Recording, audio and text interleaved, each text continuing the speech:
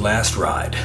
It's the real piano opening that made me want to talk about this song. I don't know if your 7th album qualifies you as a new band, but that's where we are today. It's not every producer who can use an acoustic instrument to set the stage for a real synth-pop song, and that's what Last Ride is. I'm a big fan of this producer, Sonic Boom, and with this song, the band really lets him bring all his experience creating dream pop to the production of this album. In this one song, you're able to hear 4 decades of primo electronica. The band uses so much musical restraint to create the atmosphere on this album, but all the parts in this particular song swirl into your imagination, kind of like a musical fantasia.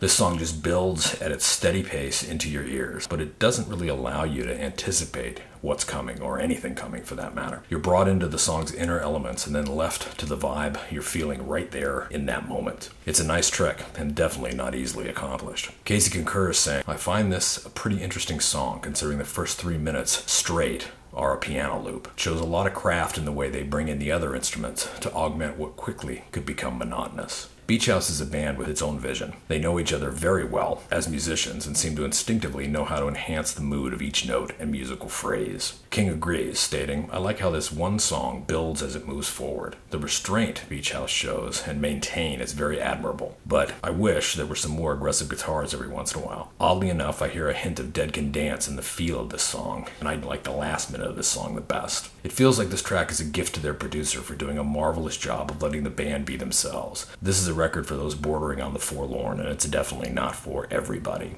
To wit, Ken felt the song reminds him of Seals and Crofts' toy piano on Summer Breeze, but without the heat nor the strength of that song. I don't know that Last Ride captures the tone of Beach House. The best thing for the last track would be to edit 6 minutes in length. I have to admit this was a long album for me to listen to. Not the band's fault, but the similar tempos of every song on this album became very monotonous to me. Maybe it's because the world makes you feel like you have to rush through your day, and this album wants to make you realize that there are still just 24 hours.